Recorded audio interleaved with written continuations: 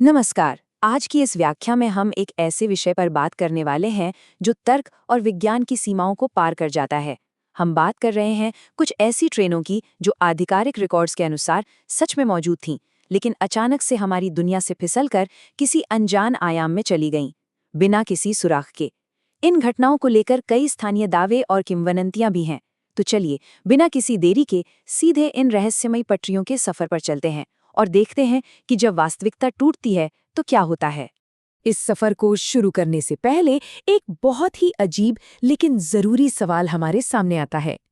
क्या ट्रेनें सच में सिर्फ लोहे की पटरियों पर ही चलती हैं? सुनने में यह सवाल थोड़ा अटपटा लग सकता है, लेकिन जब हम विशालकाय मशीनों के हवा में गायब होने की रिपोर्ट्स देखते हैं तो ये सवाल बार बार दिमाग में गूंजता है कि क्या कोई और भी रास्ता है जो हमारी नजरों से छिपा है। भाग 1 त्रासदियां जो भूतों की कहानियों में बदल गईं, प्राकृतिक आपदाएं और भूतिया गूंज। 9.1 ये सिर्फ कोई मामूली नंबर नहीं है। ये 26 दिसंबर 2004 को हिंद महासागर में आए उस विनाशकारी भूकंप की तीव्रता है। धरती के अंदर दो विशाल टेक्टोनिक प्लेटें टकराईं और इस टकराव ने दुनिया की तीसरी सबसे बड़ी भूकंपीय घटना को जन्म दिया। इसके बाद जो सुनामी आई उसने इतिहास में तबाही की एक नई इबारत लिख दी। जरा उस खौफनाक मंजर की कल्पना कीजिए। पानी की एक विशालकाय दीवार जो लगभग 10 से 15 मीटर ऊंची थी।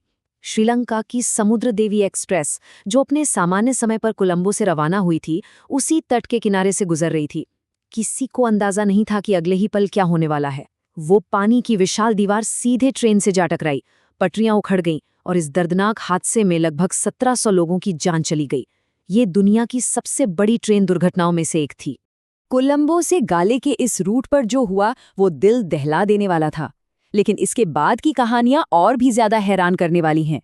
स्थानीय लोगों ने दावा करना शुरू किया कि रात के सन्नाटे में ठीक उसी जगह पर बिल्कुल 2004 जैसी दिखने वाली एक ट्रेन आज भी वहां से गुजरती है। एकदम नई जैसी दिखने वाली वो ट्रेन। स्थानीय कहानियों की माने तो ये भूतिया ट्रेन आज भी बिल्कुल अपने सही समय पर चलती है और पीछे रह जाती है तो बस खाली पटरियां। और हैरानी की बात यह है कि ये कोई इकलौता मामला नहीं है। जुलाई 2019 में बांग्लादेश एक्सप्रेस के साथ भी कुछ ऐसा ही हुआ। भारी बाढ़ की वजह से एक पुल ढह गया और ट्रेन के डिब्बे उफनती नदी में समा गए। लेकिन तबाही के बाद ठीक 2004 वाले पैटर्न की तरह यहां भी लोगों ने रात के समय उसी अदृश्य ट्रेन के गुजरने और पटरियों में अजीब तरह के कंपन महसूस होने की रिपोर्ट्स दर्ज कराईं। कागजों में ये सिर्फ एक हादसा है, लेकिन असलियत में वहां कुछ और ही गूंज रहा है। भाग 2 धरती द्वारा निगले गए बिना सुराग के गायब। अब हम जिन दो घटनाओं पर नजर डालने वाले हैं वो बिल्कुल अलग अलग भौगोलिक जगहों की हैं, लेकिन दोनों का अंत एक ही गहरे रहस्य में हुआ। एक तरफ है फ्रांस की ट्रेन नंबर 47 जो 1920 में एक ठंडी, अंधेरी और 2 किलोमीटर लंबी सुरंग में घुसने के बाद कभी बाहर नहीं आई।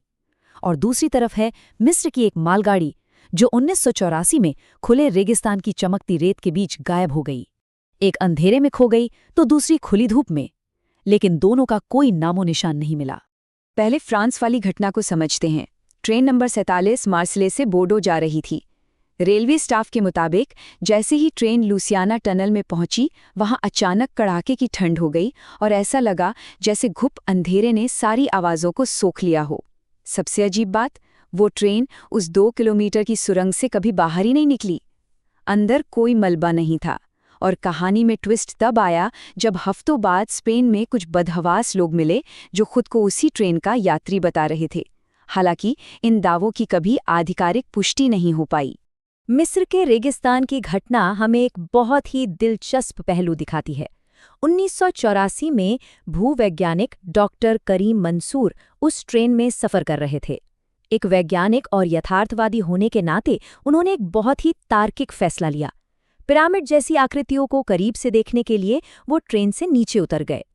उनका ये यथार्थवादी फैसला, ये ठोस कदम ही था जिसने उन्हें उस ट्रेन के साथ गायब होने से बचा लिया।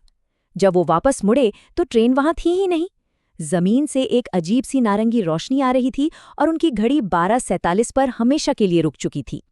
डॉक्टर करीम के इस यथार्थवादी कदम ने उन्हें वास्तविकता में तो बचा लिया, लेकिन इसके बाद उन्होंने अपना पूरा जीवन उसी रेगिस्तान में उन खाली पटरियों के पास गुजार दिया। उनका एक बहुत ही मशहूर और रोंगटे खड़े कर देने वाला विचार है जो रिपोर्ट किया गया था। उन्होंने कहा था, ट्रेन कभी नहीं खोई थी, वो तो हम थे जो खो गए थे। सोचिए, जो लोग ट्रेन से नहीं उतरे उनका क्या हुआ होगा। भाग 3, हिमालय का ड्रैगन, वो ट्रेन जो कभी नहीं रुकती। 23 अगस्त 1999 को तिब्बत में एक ट्रेन जिसमें 138 लोग सवार थे पूरी तरह से हवा में गायब हो गई। लेकिन ये तो सिर्फ शुरुआत थी। इसके बाद के 10 सालों में एक के बाद एक लोग गायब होते रहे। 2001 में एक चरवाहा ताशी भूतिया ट्रेन की आवाज सुनकर गायब हुआ। 2004 में डॉक्टर वैंग ली अदृश्य पटरियों की तरफ चलते हुए हवा में विलीन हो गए। 2007 में प्रेम सिंह को सीसीटीवी पर एक काली बिना नंबर वाली ट्रेन में चढ़ते देखा गया और 2018 में तो रेलवे कर्मचारी लिवे अपने साथियों के सामने ही उस पारदर्शी ट्रेन में चढ़ गया, जिसके बाद वो ट्रेन फिर से गायब हो गई। ये पूरा टाइमलाइन किसी डरावनी पहेली से कम नहीं है। और फिर 2012 में एक तिब्बती भिक्षु लोब्सांग की मुलाकात एक रहस्यमयी बूढ़े आदमी से हुई।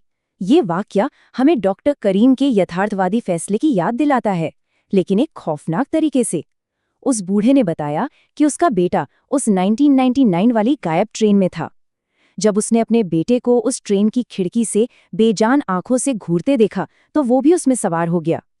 जब भिक्षु ने पूछा कि अगर वो ट्रेन में है तो यहाँ कैसे खड़ा है, बूढ़े का जवाब था, मैं उस ट्रेन से कभी नहीं उतरा, ये सिर्फ मेरी परछाई है। जो यथार्थवादी बनकर ट्रेन से नहीं उतरे वो हमेशा के लिए उसी का हिस्सा बन गए। वहाँ के स्थानीय लोग इस खौफनाक ट्रेन को कांगडिंग इकाई कहते हैं। तिब्बती भाषा में इसका मतलब होता है वो ट्रेन जो कभी नहीं रुकती। लोगों का मानना है कि ये ट्रेन अनंत काल तक चलती रहती है और रास्ते में मिलने वाले लोगों की आत्माओं को इकट्ठा करती रहती है। इसका कोई आखिरी स्टेशन नहीं है। कहा जाता है कि उस ट्रेन की खिड़कियों से आज भी हजारों बेजान आंखें बाहर झांकती रहती हैं। भाग 4, अनंत यात्रा, पटरियों पर गूंज। जब हम इन सभी मामलों को एक साथ देखते हैं तो कुछ चीजें बिल्कुल एक जैसी लगती हैं। गायब होने वाली किसी भी ट्रेन का आज तक कोई मलबा या सुराग नहीं मिला। हर बार पटरियां बिल्कुल सही सलामत और खाली मिली। दुनिया भर के स्थानीय लोग आज भी पटरियों से भूतिया गूंज और धुएं की परछाइयां उठने की बात करते हैं। और हमारे आधिकारिक रिकॉर्ड्स, वो या तो आज भी बिना किसी नतीजे के खुले हुए हैं या फिर घटनाओं का सारा दोष खराब मौसम पर मढ़कर फाइलें बंद कर दी गई हैं।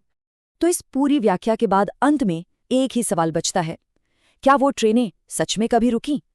रिकॉर्ड्स, कहानियां और उन लोगों के तार्किक फैसले जो ट्रेन से उतर गए, इन सभी को देखकर लगता है कि शायद कुछ रहस्य कभी फाइलों में बंद नहीं होते, बल्कि वो आज भी पटरियों पर जिंदा हैं। अगली बार रात के अंधेरे में दूर से किसी ट्रेन का हॉर्न सुनाई दे तो एक पल के लिए ये ख्याल जरूर आ सकता है। आज की इस व्याख्या में हमारे साथ जुड़ने के लिए बहुत बहुत धन्यवाद।